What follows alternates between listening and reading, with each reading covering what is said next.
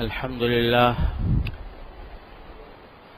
لله نحمده ونستعينه ونستغفره ونؤمن به ونتوكل عليه ونعوذ بالله من شرور أنفسنا ومن سيئات أعمالنا من يهده الله فلا مضل له ومن يضلله فلا هادي له وأشهد أن لا إله إلا الله وحده لا شريك له وأشهد أن سيدنا وسندنا ونبينا ومولانا محمدا عبده ورسوله صلى الله تعالى عليه وعلى آله وأصحابه وبارك وسلم تسليما كثيرا أما بعد فأعوذ بالله من الشيطان الرجيم بسم الله الرحمن الرحيم يا أيها الذين آمنوا اذكروا الله ذكرا كثيرا وسبحوه بكرة وأصيلا آمنت بالله صدق الله مولانا العظيم وصدق رسوله النبي الكريم ونحن على ذلك من الشاهدين والشاكرين والحمد للہ رب العالمین۔ بزرگان محترم اور برادران عزیز، السلام علیکم ورحمۃ اللہ وبرکاتہ۔ یہ قرآن کریم کی ایک آیت کریمہ ہے جو میں نے ابھی آپ کے سامنے تلاوت کی ہے۔ اس میں اللہ تبارک و تعالی نے مسلمانوں کو، ایمان والوں کو خطاب کرتے ہوئے یہ ارشاد فرمایا کہ یا ایھا الذین آمنو، اے لوگو جو مجھ پر ایمان لائے ہو، اذکروا اللہ ذکرا کثیرا، اللہ تبارک و تعالی کو کثرت سے یاد کیا کرو، کثرت سے اللہ تعالی کا ذکر کرو، کثرت سے اللہ تعالیٰ کو یاد کرو۔ وَسَبِّحُوهُ بُكْرَةً وَأَصِيلًا، اور صبح و شام اس کی تسبیح کیا کرو، یعنی اس کی پاکی بیان کیا کرو۔ یہ خطاب ہے تمام مسلمانوں کو، ان لوگوں کو جو ایمان لا چکے اللہ تبارک و تعالیٰ پر، اللہ تعالیٰ کے رسول صلی اللہ علیہ وسلم پر، یوم آخرت پر۔ ان کو یہ حکم دیا ہے کہ کثرت سے میرا ذکر کرو، کثرت سے مجھے یاد کرو۔ اب یہ جو حکم اللہ تبارک و تعالی نے عطا فرمایا کہ مجھے کثرت سے یاد کیا کرو، غور کرنے کی بات یہ ہے کہ اللہ تبارک و تعالی نے یہ حکم کیوں دیا؟ کیا اللہ تبارک و تعالیٰ کو ہمارے ذکر کرنے سے یا اسے یاد کرنے سے کوئی لطف آتا ہے، کوئی مزہ ملتا ہے اللہ تبارک و تعالیٰ کو، یا معاذ اللہ تبارک و تعالیٰ کی عظمت و جلال میں، اس کی کبریائی میں ہمارے ذکر سے کوئی اضافہ ہوتا ہے؟ ظاہر ہے کہ اللہ جل جلالہ کی ذات اتنی بے نیاز ہے کہ وہ ہمارے ذکر کی محتاج نہیں۔ اگر ساری دنیا مل کر ہر وقت اللہ تبارک و تعالیٰ کی بارگاہ میں سجدے میں پڑی رہے تو اس کی عظمت و جلال میں، اس کی کبریائی میں، اس کی شان میں رتی برابر کوئی اضافہ نہیں ہوتا۔ وہ خود بذات خود جو عظمت و جلال رکھتا ہے وہ ہمارے ذکر کرنے نہ کرنے سے بے نیاز ہے۔ اور اگر ساری کائنات فرض کرو اللہ تبارک و تعالیٰ کے ذکر سے غافل ہو جائے، اسے بھلا بیٹھے، تو اللہ تعالیٰ کا کوئی رتی برابر نقصان نہیں ہوتا، اس کی عظمت و جلال میں، اس کی کبریائی میں، اس کے تقدس میں کوئی گھاٹا نہیں آتا۔ پھر کیوں اللہ تبارک و تعالیٰ فرما رہے ہیں کہ تم مجھے کثرت سے یاد کیا کرو، کثرت سے ذکر کیا کرو میرا؟ تو غور کرنے سے یہ بات معلوم ہوتی ہے کہ در حقیقت یہ یاد کرنا اللہ تعالیٰ کو یا اللہ تعالیٰ کا ذکر کرنا، یہ خود انسانوں کی فلاح و بہبود کے لیے ضروری ہے۔ اس سے اگر فائدہ پہنچتا ہے تو انسان ہی کو فائدہ پہنچتا ہے، اللہ تعالیٰ کو کوئی فائدہ نہیں پہنچتا۔ انسان کو ایک فائدہ تو خیر یہ ہے کہ ہر ذکر کے اوپر اللہ تبارک و تعالیٰ کے ہاں اجر و ثواب ہے، آخرت میں انسان کے درجات اس سے بلند ہوتے ہیں، یہ تو فائدہ آخرت کا ہے۔ اور دنیا کا فائدہ بھی یہ ہے کہ اس دنیا میں جتنی خرابیاں ہوتی ہیں، جتنے گناہ ہوتے ہیں، جتنی معصیتیں ہوتی ہیں، جتنے ظلم ہوتے ہیں، جتنی ناانصافیاں ہوتی ہیں، جتنی بدعنوانیاں ہوتی ہیں، ان کے پیچھے اگر آپ دیکھیں گے تو یہی وجہ ہے کہ انسان اللہ تعالیٰ کو بھلا بیٹھتا ہے۔ اگر کوئی شخص چوری کر رہا ہے تو چوری کیوں کر رہا ہے؟ اس واسطے کہ وہ اپنے خدا سے غافل ہو گیا، اپنے اللہ سے، اللہ تعالیٰ کو بھلا بیٹھا اور اللہ تعالیٰ کے سامنے پیش ہونے کا تصور اس نے اپنے دماغ سے نکال دیا، اس لیے چوری کر رہا ہے۔ اگر کوئی بدکاری کر رہا ہے تو کیوں کر رہا ہے؟ اس واسطے کہ اللہ تبارک و تعالیٰ کے ذکر سے غافل ہو گیا، اس کی یاد سے غافل ہو گیا۔ اللہ تبارک و تعالیٰ کا دھیان اگر دل میں ہوتا اور یہ احساس ہوتا کہ مجھے ایک دن اللہ کے سامنے پیش ہونا ہے، تو نہ چوری کرتا، نہ ڈاکے ڈالتا، نہ زنا کرتا، نہ رشوت کھاتا، نہ سود کھاتا، نہ دوسروں کا مال چوراتا، نہ دوسروں کے مال پر حملے کرتا، نہ دوسرے کی جان پر حملے کرتا۔ اگر رشوت ستانی کا بازار گرم ہے، جیسے کہ آج کل ہم دیکھتے ہیں، کوئی دفتر ایسا نہیں ہے کہ جہاں رشوت کے بغیر کام ہو جاتا ہو، لوگ حرام خوری پر تلے بیٹھے ہیں اور رشوت کے بغیر کوئی کام نہیں ہوتا۔ تو رشوت لینے والا کیوں رشوت لے رہا ہے؟ اس لیے لے رہا ہے کہ دنیا کی زندگی تو اس کے سامنے ہے، لیکن آخرت کا تصور کہ ایک دن مجھے اللہ تبارک و تعالیٰ کے سامنے جواب دینا ہوگا، یہ پیسہ جو میں نے رشوت کے ذریعے کمایا ہے یا بدعنوانیوں کے ذریعے کمایا ہے، یہ میرے لیے آگ کے انگارے بنیں گے آخرت کے اندر، جہنم کے اندر مجھے ان آگ کے انگاروں کا سامنا کرنا پڑے گا۔ اگر یہ احساس اور اگر اس بات کا یقین دل میں ہوتا تو کبھی رشوت کا ایک پیسہ بھی نہ لیتا۔ اللہ تبارک و تعالیٰ نے جن کو یہ فکر عطا فرمائی ہے اور جن کو اللہ تبارک و تعالیٰ کا دھیان رہتا ہے کہ مجھے میرا اللہ دیکھ رہا ہے اور اللہ تبارک و تعالیٰ ہی کے سامنے مجھے پیش ہونا ہے، اپنے ایک ایک عمل کا بھی جواب دینا ہے اور ایک ایک پائی جو میں نے کمائی ہے اس کا بھی حساب دینا ہے، تو جب یہ احساس ہوگا تو وہ کوئی شخص نہ رشوت کھائے گا، نہ دوسرے کے مال پر ناجائز حملے کرے گا، ناجائز قبضے کرے گا۔ اس کے سامنے تو یہ بات ہوگی کہ مجھے ایک دن اپنے قبر میں جانا ہے، اللہ تبارک و تعالیٰ کے سامنے پیش ہونا ہے، لہذا اگر میرے پاس ایک پیسہ بھی حرام کا آ گیا، ناجائز طریقے سے آ گیا، تو یہ آخرت میں میرے لیے آگ کا انگارہ بنے گا۔ قرآن کریم فرماتا ہے ان الذین یاکلون اموال الیتامی ظلما انما یاکلون فی بطونہم نارا، جو لوگ یتیموں کا مال ظلمن کھا لیتے ہیں وہ اپنے پیٹ میں آگ کے انگارے کھا رہے ہیں۔ وَسَيَصْلَوْنَ سَعِيرًا، اور ایک ان قریب وہ ایک دہکتی ہوئی آگ میں داخل ہوں گے۔ تو اگر اللہ تبارک و تعالیٰ کا احساس، اللہ تعالیٰ کا دھیان دل میں ہو تو کوئی بدعنوانی کرنے والا بدعنوانی نہ کرے۔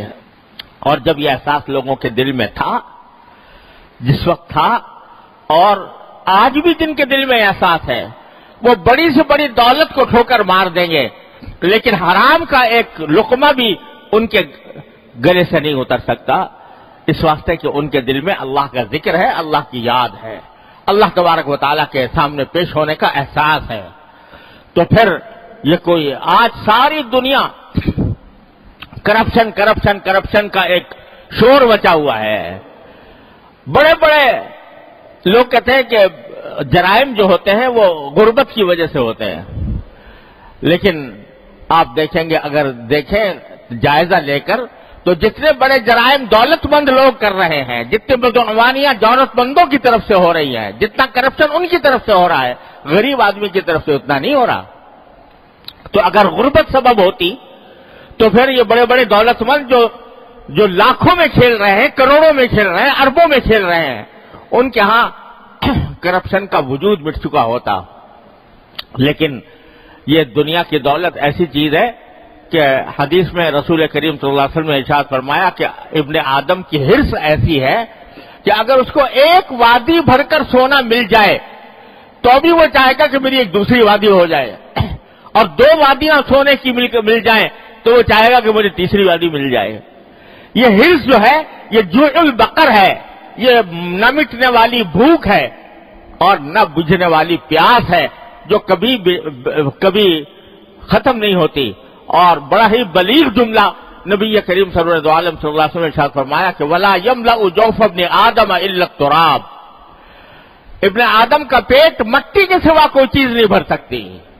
جب پیٹ اسی وقت بھرے گا جب قبر میں جائے گا اور قبر کے اندر اس کی پیٹ میں مٹی داخل ہوگی تب اس کا پیٹ بھرے گا، ورنہ اس کا پیٹ بھر نہیں سکتا، کسی بھی حالت میں نہیں بھر سکتا. اگر اس کے دل میں اللہ کا خوف نہیں، اللہ تعالیٰ کے سامنے پیش ہونے کا احساس نہیں، اللہ تعالیٰ کا ذکر، اس کی یاد اس کے دل میں پیوست نہیں، تو وہ اپنی دولت کے حصول میں ہر جائز و ناجائز حلال و حرام کام کا ارتکاب کرتا رہے گا.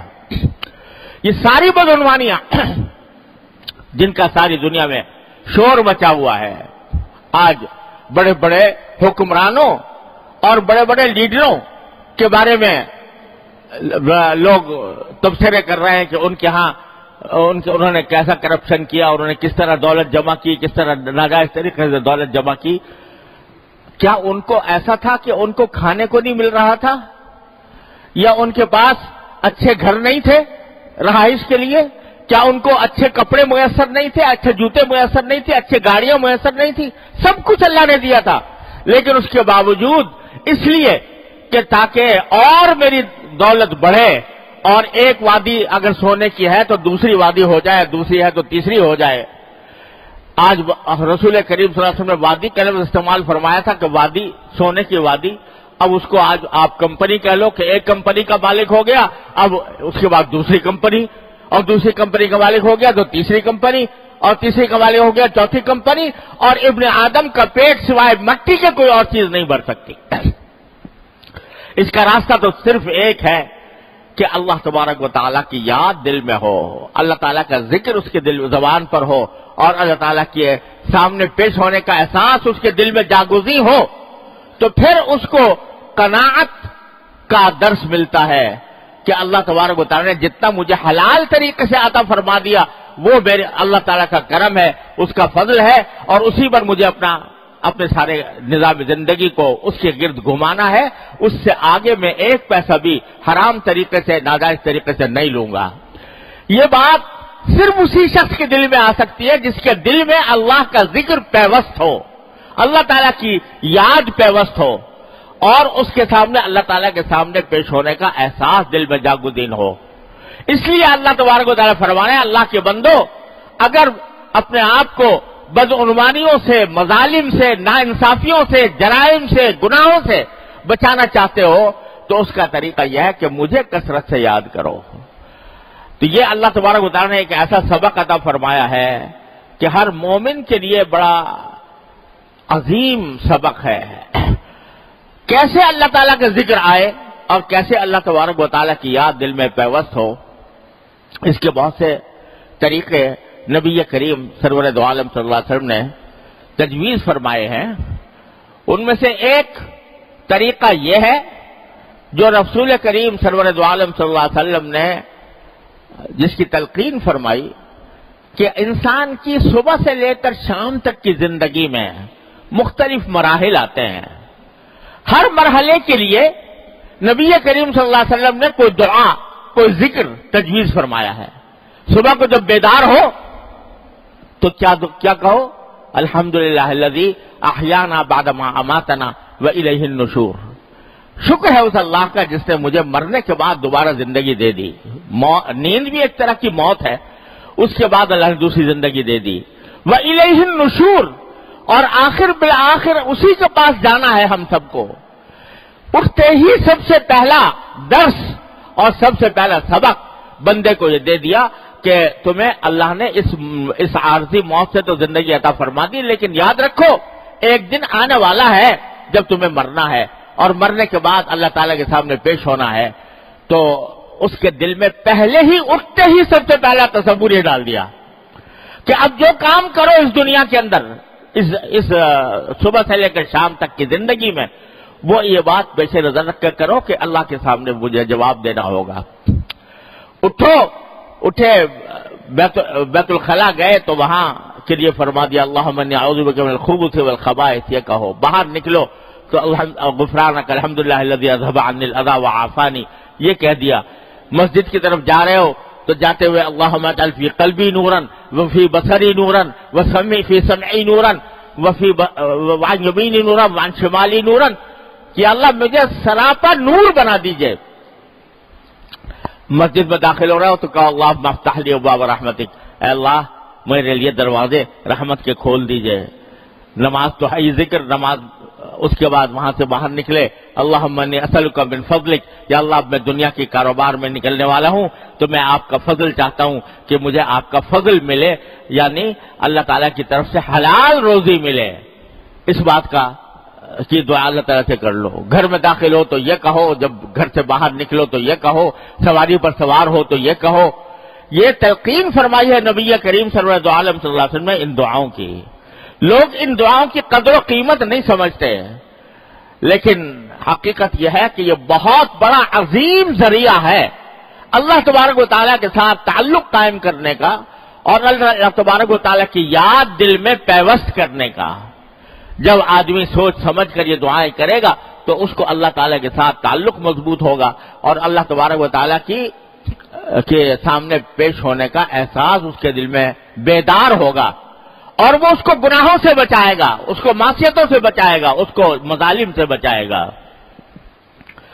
تو یہ بھائیوں، یہ مسنون دعاؤں کی کتابیں ہر جگہ دستیاب ہیں، جن کے اندر نبی کریم صلی اللہ علیہ وسلم کی تلقین کی ہوئی دعائیں جمع کی گئی ہے. میری بھی ایک چھوٹی سی کتاب ہے پرنور دعائیں کے نام سے، تو اس کے اندر ساری یہ دعائیں جمع کر دی ہیں. ہر مسلمان کو چاہیے کہ وہ دعائیں یاد کرے، اس کو مطلب کے ساتھ سمجھے، اور جہاں جہاں رسول کریم صلی اللہ علیہ وسلم نے ان دعاؤں کی تلقین کی ہے اس کو پڑھنے کا، مانگنے کا اہتمام کریں.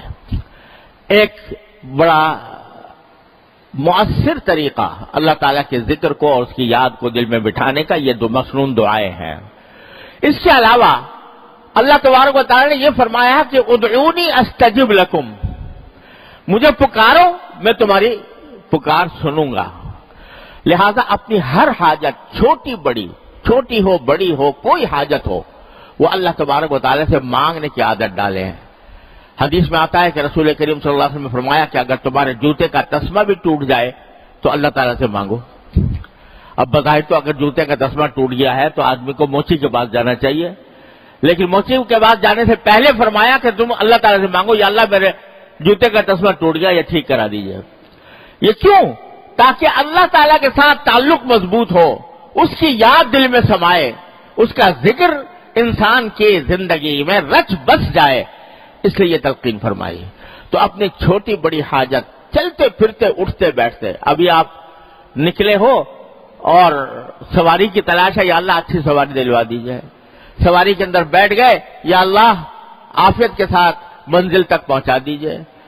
کہیں رکاوٹ پیدا ہو گئی، یا اللہ یہ رکاوٹ دور فرما دیجیے. مانگتے رہو مانگتے رہو مانگتے رہو، رٹ لگاؤ اللہ تبارک و تعالیٰ سے مانگنے کی.